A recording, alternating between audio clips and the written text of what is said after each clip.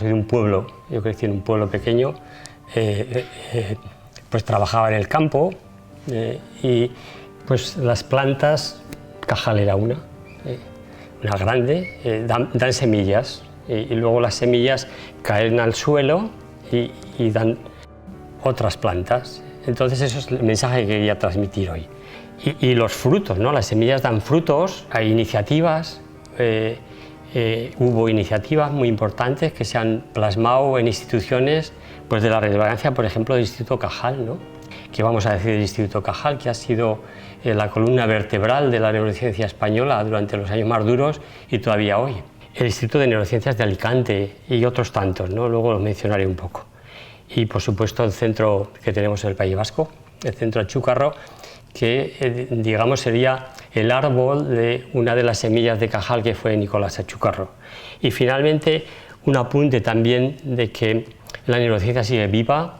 El cajal tuvo los instrumentos que tuvo, que fueron pocos, sobre todo un gran talento, un talento inmenso, pero intuyó muchas cosas que no pudo demostrar porque la ciencia avanza de la mano de la tecnología, nos guste o no nos guste.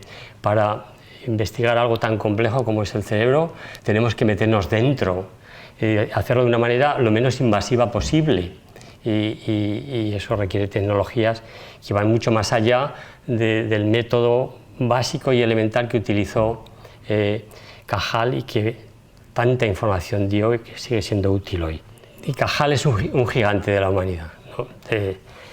Es el tipo de personas que hacen que el mundo gire y no se detenga. O sea, porque el mundo tiene mucho lastre, somos 7.000 millones o más de personas y todo el mundo sabemos que bueno, pues son una parte muy pequeña, muy pequeña, muy cualificada las que realmente lo tiran de él, ¿no? Cajal era uno de ellos, igual que lo fue Einstein, que lo fue Darwin, que lo fue Marie Curie o Rosalind Franklin.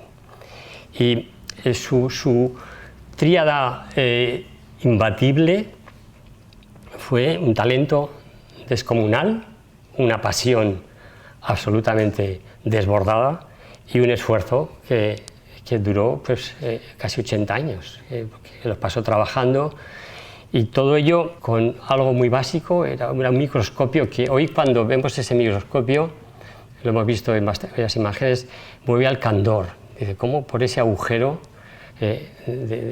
cómo por un ojo podía entrar tanta información, ¿no?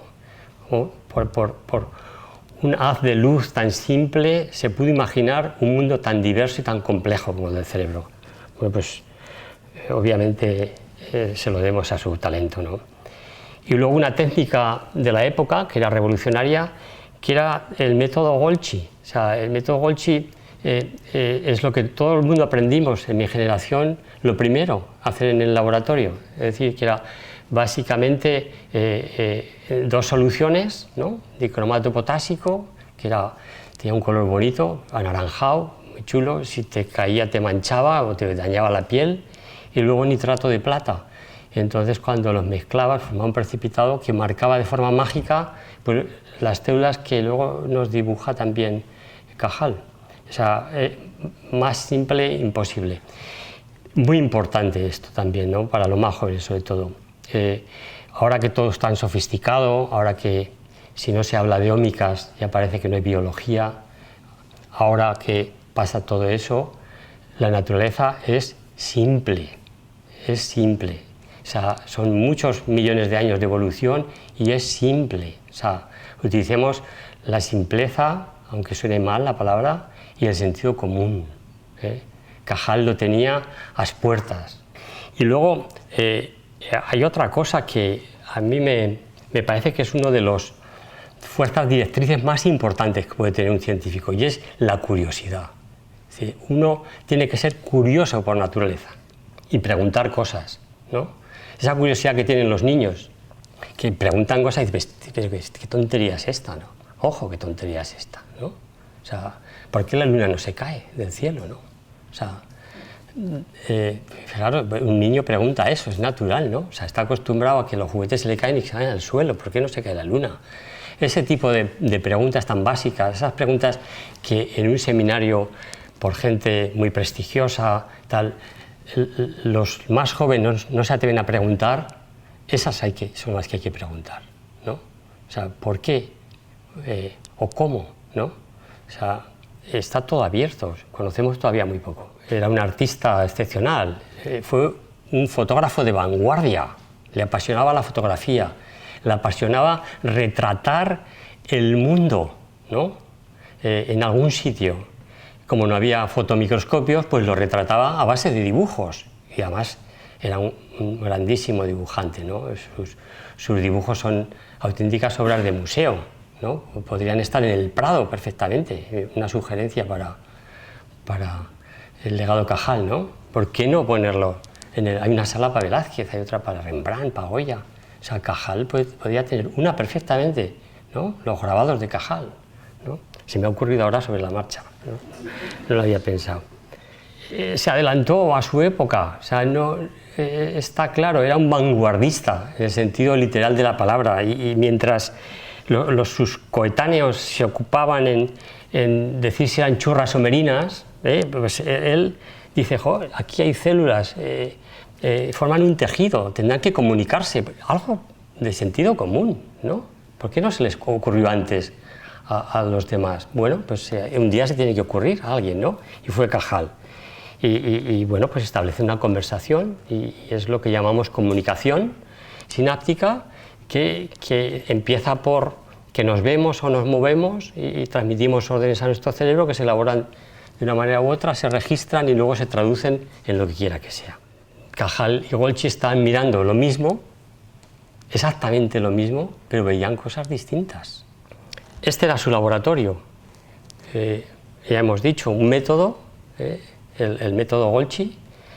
Cualquiera de los que hay en esta sala podía hacer unos Golgis igual que los que hacía Cajal. Solo hacía falta que hubiera buena agua, ¿no? El agua de Madrid parece ser que tenía algún mérito especial, y por eso muchos, cuando empezábamos y no nos salían bien los Golgis en Zaragoza, porque el agua es peor calidad, íbamos a Madrid, y allí pues estaba a Facundo Valverde todavía, ¿no?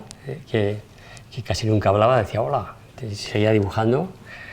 Estaba Alfonso Fairén, que no hace mucho que ha dejado de trabajar, se jubiló, que había acabado de llegar de Estados Unidos de trabajar con Alan Peters, y habían encontrado una manera de llevar al microscopio electrónico estas imágenes, estos precipitados de Golgi, virándolo al oro, ¿no? Era una reacción de nuevo muy simple, y entonces al virar al oro el grano era fino y podíamos ver al microscopio electrónico en detalle un correlato de lo que veíamos al microscopio de luz. Lo que estoy diciendo es verdad, eran los años 80 y es así, y así lo recuerdo con nitidez, ese día en la calle Velázquez. El caso es que esto es lo que había, no había más. Ahora lo que tenemos es inconmensurable, ¿no? ¿Por qué no somos capaces de hacer, yo qué sé, de tener claro ya lo que es el cerebro, ¿no? Pues para nada ocurre. No porque seamos tontos, también porque es difícil, ¿no? Es decir, teníamos algunos Cajales. Bueno, pues el principal mérito quizá de Cajal era que desarrolló la teoría celular. El tejido nervioso está compuesto por elementos que se comunican, y el mundo se lo premió, inevitablemente, le dio el premio Nobel. Fijaros un poco su trayectoria, publicaba en castellano, cuando todo el mundo publicaba en alemán. O sea, el conocimiento, si tiene algo, es una gran capacidad de penetración. O sea, si cualquiera de los que estamos aquí descubrimos algo importante, no os preocupéis, que aunque no aparezca en Nature o Science, la gente se va a enterar. O sea, ¿qué es eso de publicar en Nature o Science? ¿No? Solo vale eso. O sea, valen los resultados, no las revistas. Muy importante también, otro aprendizaje, porque muchos jóvenes, yo, el primero, todavía no soy tan joven, dices, oye, ¿quién dice qué impacto tiene eso? ¿Dónde vamos a publicar? ¿No? Como si fuera un aspecto importante, que lo es, pero es marginal en el fondo. El escaparate en donde se pone el producto no es más que un escaparate, lo que importa es el producto. Aquí tenemos uno de sus dibujos, que a mí en particular me gustan a nivel celular, las células de Purkinje, que tienen este aspecto tan asombroso, ¿no? ¿Qué computación tiene que ocurrir a nivel unicelular en una estructura, en una célula de esta naturaleza? Me parece absolutamente descomunal, ¿no? Y es solo un cachito de nada del cerebro. Aparte, no solo el mundo le premió a Cajal con el premio Nobel, España le premió también, todavía le premiamos. Después de Cervantes, es la persona que más veces tiene una calle puesta a su nombre en nuestro país. O sea que no somos tan especialitos en España, ¿no? A veces yo creo que nos flagelamos, es que esto es España. No, España es como los demás sitios, ¿no? Y España sabe reconocer sus cosas. Y Cajal fue reconocido, es reconocido, ¿no? No hay más que ver el entierro, ¿no? Como nos enseñaban ahora. La gente ya le conocía. Bueno, ya hemos dicho un poco sus contribuciones, la teoría neuronal, la ley de la polarización dinámica, es decir, la información entra por un sitio y sale por otro, por las dendritas y sale por el axón. Eso sigue siendo así, aunque hay cosas que se salen de esta norma. Siempre que hay una regla, hay excepciones a la regla. Identificó las células gliales, ¿no? Él había hablado yo entonces de las neuronas, su visión era neurocéntrica, como iba a ser, no podía ser de otra manera, pero él ya había visto que había parte de las neuronas, había otras células. Y a unas les llamó astrocitos, porque tenían forma de estrella, y a otras les llamó pues, el tercer elemento, ¿no? Que alguien de su escuela resolvió, luego hablaremos de él. Y ya dijo, pues estas, como que comunicarse tanto como con las neuronas, como que no. Pues si hacen algo será ayudar a las neuronas. Y no se equivocó, ¿no? Eso es una realidad. Hoy sabemos que es más complejo que todo eso, pero eso sigue siendo una certeza. Describió la corteza cerebral. La corteza cerebral, en detalle, es la parte evolutiva del cerebro, mirado desde el punto de vista filogenético y también bueno, a todos los niveles, más elaborada del organismo y de toda la naturaleza, ¿no? Finalmente mencionó también una cuestión que era el tema de que el cerebro, bueno, es rígido aparentemente, esto es lo que hay, pero ojo, se modifica, es plástico, la experiencia lo cambia. No es lo mismo que nacer en un sitio y crecer en ese sitio que en otro. No es lo mismo tener una experiencia positiva que una negativa, ese tipo de cuestiones. Era un árbol, ¿no? Era un roble inmenso y dio frutos. Los frutos se convierten en semillas. Voy a hablar en particular de algunos de ellos. Tendría que confesar incluso que no tengo un conocimiento completo de la escuela de Cajal. Incluso a veces veo las fotos y me cuesta, salvo Achúcarro, del río Ortega y algún otro, me cuesta identificarlos. Lorente, ¿no? También lo identifico. Creó escuela y de mucho nivel, de muchísimo nivel, ¿no? Como nos guiamos un poco por el reconocimiento que a veces tienen las personas, bastaría decir que del río Ortega fue propuesto al premio Nobel 2 veces, ¿no? Lorente de No, 6. 6 no lo consiguieron, pero bueno, estaban en la pomada, que diríamos hoy, ¿no? Y Achúcarro es que no le dio tiempo a nada, se murió con 37 años, ¿no? Entonces era una persona de grandísimo talento, de una formación increíble, de familia adinerada, de una zona de Guecho que se llama Neguri. Yo vivo a unos metros de ahí, pero en la parte no tan rica, ¿no? En la parte más modesta, ¿no? Que también está muy bien. Entonces, pues tuve una educación en Alemania, luego se hizo médico y luego comentaremos algo de él. Y mencionar, como no, a modo de homenaje a Miguel Marín Parilla, que falleció hace poco. Él no fue discípulo directo de Cajal, porque cuando nació Cajal ya le faltaba poco para morir, ya era mayor. No pudieron conocerse personalmente, pero siguió la estela de él. Trabajó toda su vida, o casi toda su vida, en Estados Unidos. Era una persona que los que tuvimos ocasión de conocerlo en algún momento era súper simpático. O sea, era lo que diríamos un cachondo, ¿no? Y también una mente sencilla, ¿no? Simple, incluso diría, pero en el mejor sentido de la palabra, ¿no? Él, por ejemplo, tenía una anécdota, decía que no le gustaba tener nadie en el laboratorio, ni siquiera técnico. Dice, porque había que pensar todos los días que qué le mandabas.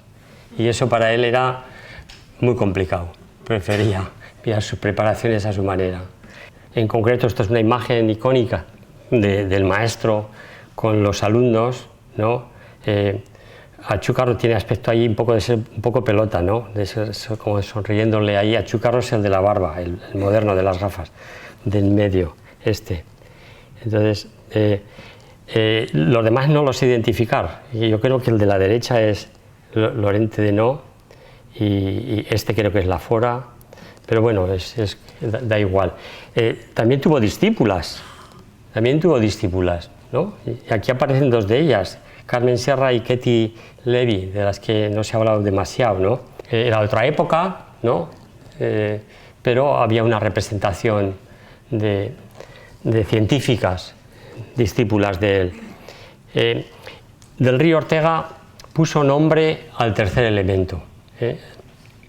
El tercer elemento, lo tengo en orden equivocado, el tercer elemento era la microglía, no eran los oligodendrocitos. Entonces eran células pequeñas que estaban ahí ramificadas, entonces le puso nombre y describió los oligodendrocitos. Y los describió de una manera absolutamente profunda, porque todavía hoy, 100 años más tarde, seguimos utilizando básicamente las ideas que él describió. O sea, básicamente vino a decir que había oligodendrocitos interfasciculares, ahí es fácil encontrar la dirección de las fibras, que son los que mielizan los tractos nerviosos, en particular la sustancia blanca, que la mayor parte de los tractos nerviosos tienen la sustancia blanca. Luego que había otros oligodendrocitos que están por ahí distribuidos por el parénquima, por lo que hoy llamamos sustancia gris, ¿no? Eso incluiría lo que hemos dado en llamar progenitores de oligodendrocitos y oligodendrocitos inmaduros e incluso maduros, porque también en la sustancia gris hay mielina. Y luego otros, que la gente reparó menos en ellos, que eran perivasculares, que están cerca de los vasos. Y hoy sabemos que los oligodendrocitos, para el linaje oligodendroglial, para madurar y desarrollarse, utiliza guías, y qué mejor que los vasos para hacerlo. O sea, los nutrientes están cerca y además te proporciona un sustrato celular y molecular apropiado, pues utilizo esos caminos y por ahí me desplazo hasta donde quiera que haga falta.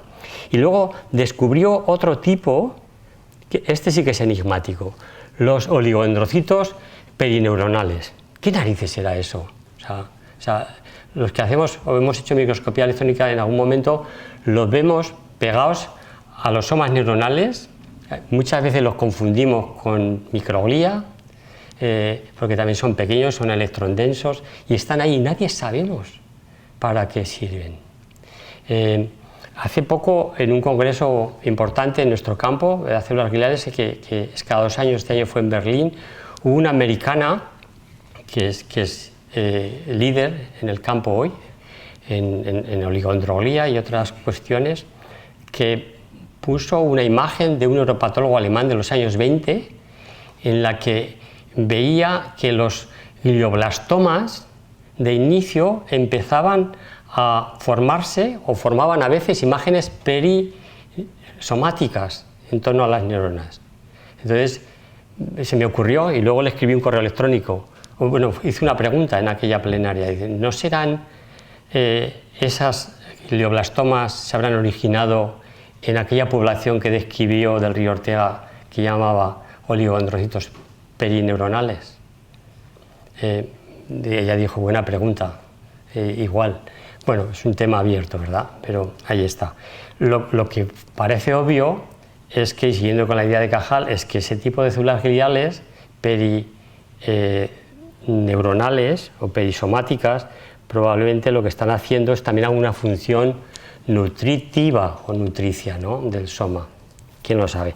El caso es que describió los 4 tipos y dijo, estos son los que hacen la mielina. Y eso hay que ser muy intuitivo para hacer eso. O sea, porque yo trabajo en mielina, entonces ya viene con lo suyo.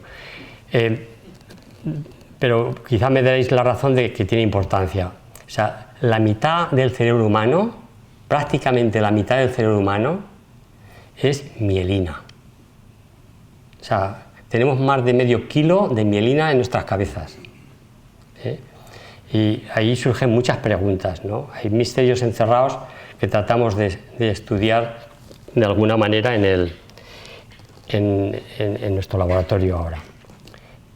Y la última cosa que dijo del Río Ortega, dan soporte trófico a los axones. O sea, eso es realmente revolucionario. O sea, eso lo hemos conocido hace 10 años, menos, que eso es así.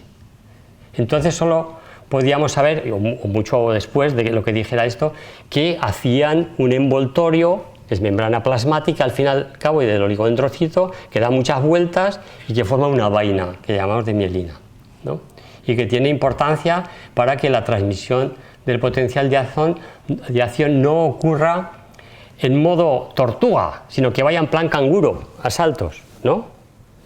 Y que sea 20, 30 veces más rápida que si no está mielinizado. O sea, absolutamente tenía el ojo del maestro, está claro, ¿no? Y 100 años más tarde, o casi 100 años más tarde, así es como vemos en el laboratorio los oligodendrocitos cuando lo estudiamos en cultivo, ¿no?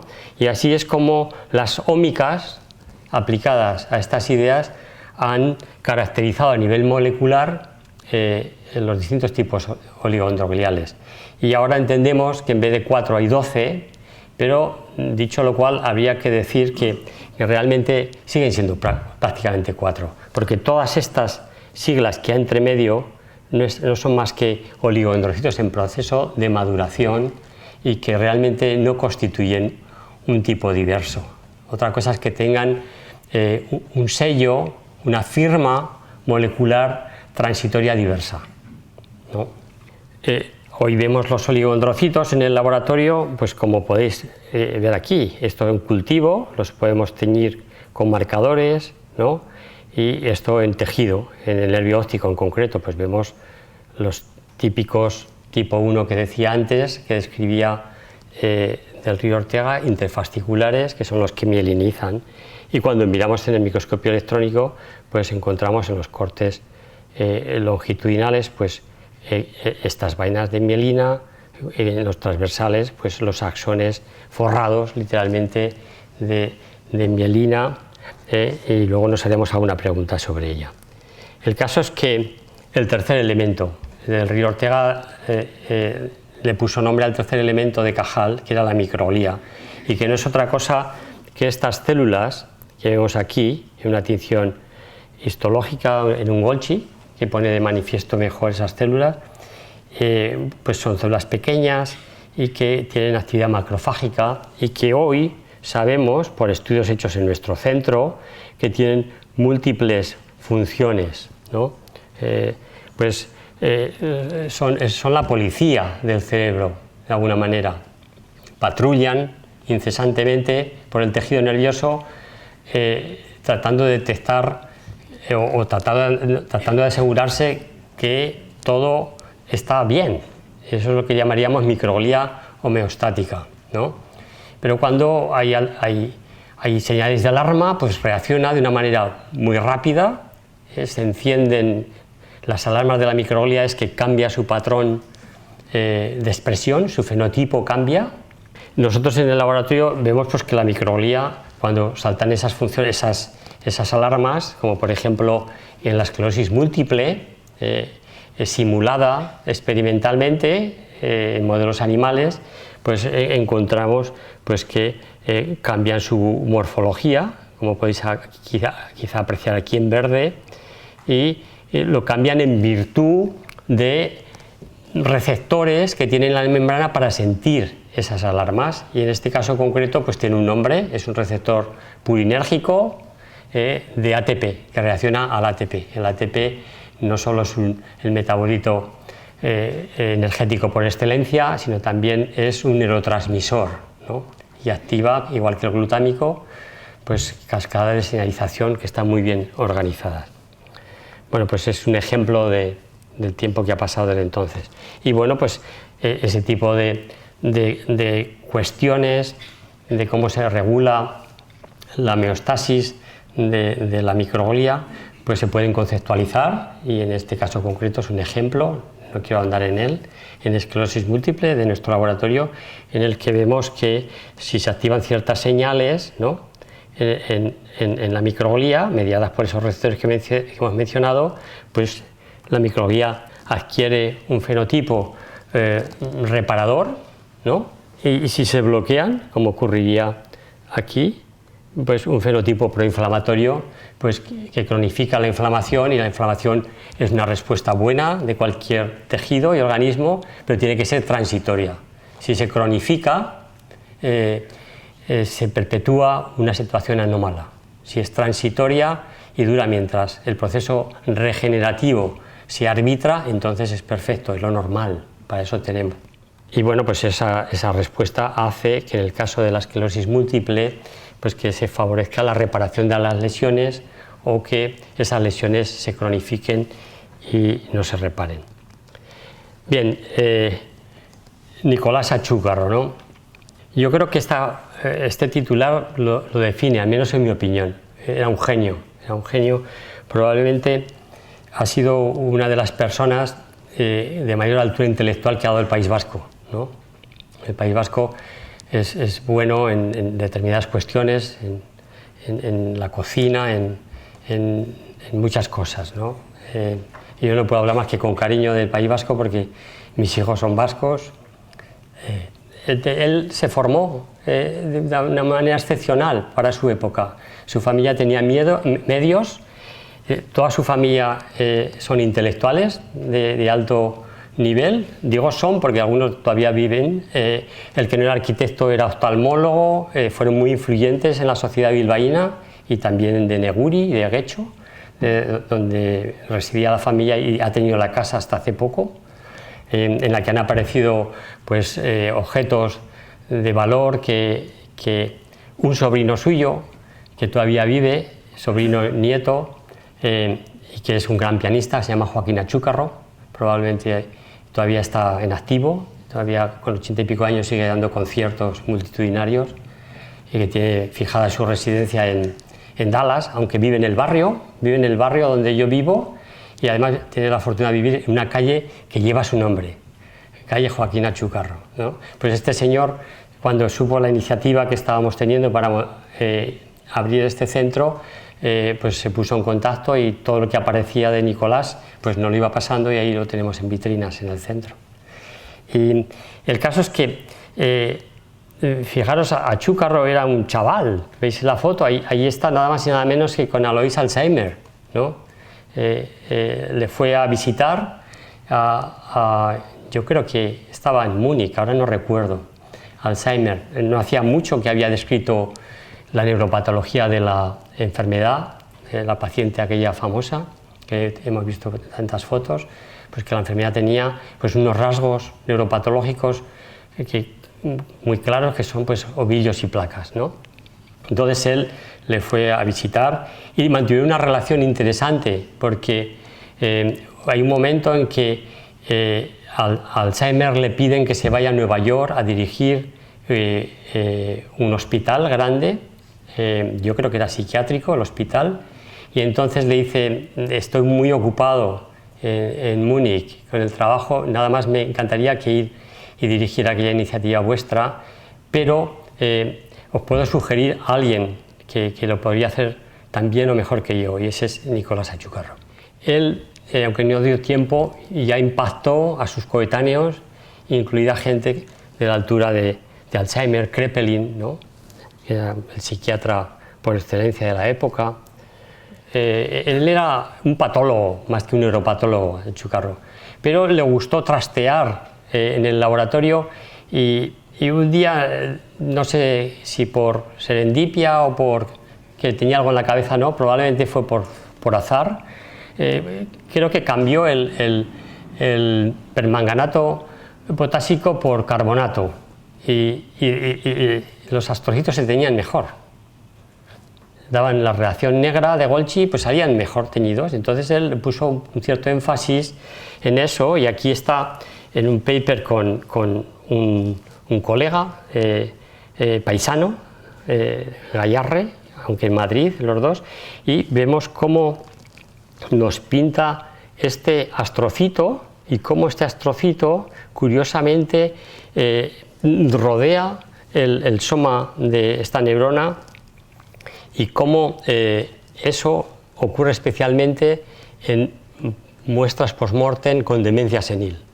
Hace unos años, siguiendo ese hilo, porque nosotros hemos trabajado también en el impacto que tiene la enfermedad de Alzheimer sobre la glía de forma primaria, probablemente, pues tuvimos imágenes de este tipo, ¿no? Esto es un corte semifino en el que vemos una neurona y con todo esto rodeado, pues ¿qué será esto, no? Pues vamos a verlo en microscopio electrónico, es el mismo corte que este. Entonces resulta que tenemos esta circunstancia que aquí, visto más en detalle, vemos que son como zonas que desconectan la neurona, el soma de la neurona de la sinapsis, y que engloban de alguna manera la sinapsis y probablemente pues las fagocitan, ¿no? Una respuesta anómala de los astrocitos a la presencia de beta amiloide o quién sabe qué, si esto ocurre incluso antes que existe el beta amiloide. Yo siempre he pensado que el beta amiloide y el tau hiperfosforilado está aguas abajo, años luz del inicio de la enfermedad, y que lo que estamos viendo es lo que queda, el resto, la consecuencia. Por eso soy tan escéptico, y yo no tiendo a ser escéptico, con las medicaciones y con los paradigmas que las empresas farmacéuticas tienen para combatir la enfermedad, ¿no? Yo creo que hace falta un golpe de cajal, ¿no? Entre comillas, para ver las cosas de otra manera, ¿no? No al final, sino mucho antes. El caso es que hoy en día en Achúcarro vemos los astrocitos de esta manera, en torno a las placas. Esto es una placa de beta amiloide y estos son los astrocitos, ¿no? Alrededor, que no están en su mejor momento ni estado, porque un astrocito es algo mucho más glamuroso, con mucho más procesos, y ahí pues ya están un poco como sintiendo que por ahí no es la mejor forma, ¿no?, de estar. Bueno, pues esto genera muchas preguntas que hemos estado tratando de resolver durante años y tenemos algunas respuestas a nivel celular y molecular. ¿Qué pasó con todas aquellas personas? Algo tuvo que haber, algo nos tuvo que llegar, y así fue, ¿no? Ha habido personas, grupos de personas que recogieron ese testigo y han creado instituciones, instituciones que yo creo que ponen a la neurociencia española en el mundo. O sea, la neurociencia española es una de las ramas de la ciencia, de todas las ciencias, con mayor vitalidad en términos relativos y visibilidad mundial. Posiblemente es el espíritu Cajal, no lo sé, o circunstancias particulares, pero puede ser, ¿no? Aquí habría que decir sí se puede, ¿no? Si se puede en neurociencia, se puede en todo, y en neurociencia se ha podido. Y nos encontramos, de manera muy resumida, el Instituto Cajal, poco hay que apuntar en relación con él, todo el mundo lo sabemos, ha sido el faro y la guía de la neurociencia en España, pero había otras iniciativas personales. Por ejemplo, en Alicante se ha creado un instituto de neurociencia. Yo la semana pasada tuve ocasión de estar. Es un instituto que tiene 300 personas, 300 investigadores, el Instituto de Neurociencias de Alicante, ¿no? No hay tantos centros en el mundo con ese tamaño, y si miramos su calidad, pues igual también había que decir lo mismo. O sea, media docena de IRCs. O sea, sí se puede en España, ¿no? Se puede en Alicante, se puede en más sitios, ¿no? Entonces, eso es un mensaje para los jóvenes de nuevo, ¿no? Hay que creérselo. Si no lo creemos nosotros, no va a venir nadie a generarnos la confianza. Por ejemplo, el instituto, el INCIL de Salamanca, que quizá yo aquí soy un poco injusto con los que no aparecen, pero que yo he entendido siempre que ha sido la gran obra de Miguel Merchán. Seguro que hay más gente, pero probablemente él fue uno de los líderes. Obviamente tenéis que pensar todos que detrás de un nombre hay un equipo, ¿no? El IBIS de Sevilla, el Instituto de Biomedicina de Sevilla, que en mi opinión tiene mucho que ver con Pepe López Barneo, ¿no? Alguien que ha recibido el Premio Nacional Ramón y Cajal hace una semana, ¿no? Merecidísimamente. El Instituto de Neurociencias de la Universidad de Barcelona, con Jordi Albert detrás de todo eso. el de la Autónoma de Barcelona con un grupo de gente, y así sucesivamente. O sea, perdonar si soy injusto y me omito cosas, pero el caso es que estos son los frutos de Cajal. Y ahora voy a hablar de lo nuestro, el Centro Achucarro, ¿no? Obviamente nada tiene que ver con lo que veíamos antes de Cajal en su cocina. ¿Qué hacemos aquí? Pues cuando lo fundamos, cuando empezó la idea a emerger hace como 16, 17 años, trabajamos muchos, o yo trabajaba en mi laboratorio en las células gliales, ¿no? En las células gliales es una parte del cerebro que está menos explorada, o que estaba menos explorada entonces, y era un nicho de trabajo emergente que tenía y tiene muchas implicaciones. Entonces, la idea estratégica a la hora de la creación del centro fue que, sin dogmatismos, porque las neuronas son las neuronas, ojo, eso no se nos puede olvidar, había que dedicarle específicamente trabajo a estas células, ¿no? Entonces, bueno, ¿y cómo? Pues desde las moléculas a las células, a los animales experimentales, a las muestras humanas, ¿no? Y cuando nos trasladamos al centro, que es la sede actual, en el 17, hicimos esta especie de cartón o de cartoon o de esquema, dibujo, y en nuestro centro pues se hacen cosas que yo creo que son de vanguardia también, ¿no? Siguiendo el espíritu de Cajal. Y aquí muestro un ejemplo es un centro multinacional, ¿no? Esta persona desarrolló una manera de ver el espacio extracelular, una técnica que se llama SUSHI. Podemos ver lo que no intuimos con la microscopía electrónica, y es que el espacio extracelular está ahí y pasan muchas cosas. Cuando hacemos una preparación de microscopía electrónica clásica, el espacio extracelular se reduce a la mínima expresión, se convierte en algo virtual, cuando hoy sabemos que ocupa en torno al 15% del volumen cerebral. Y por ahí fluyen cosas, es normal, ¿no? La comunicación necesita canales, caminos, y el líquido cefalorraquídeo, en el que están bañadas todas las células, pues tiene que circular. Que por ahí circula todo, o sea, circulan las células. O sea, la microglía va por ahí, recorre kilómetros, ¿no? Entre comillas, en esa labor de vigilancia, y se ve en tiempo real, y eso te abre una perspectiva investigadora distinta. Por eso hago un poco de énfasis en estas cuestiones. Lo que Cajal intuyó pero no pudo ver, ¿no? Cajal dijo algo que de alguna manera tenía un tono, o se interpretó en un tono fatalista. El cerebro se desarrolla y una vez que eso ocurre, si se daña, estamos pillados. Poco se puede hacer. Lo único, como hemos dicho, hubiera dicho él en aquella época, es plástico, lo que queda tratará de compensar por lo que ha fallado, ¿no? Entonces, esa inevitabilidad, que ha sido un reto constante de la neurociencia moderna, es posible que la superemos, ¿no? Y para muestra un botón, y es estas imágenes de este artículo que apareció hace unas semanas en Science, en la que se muestra que en determinadas condiciones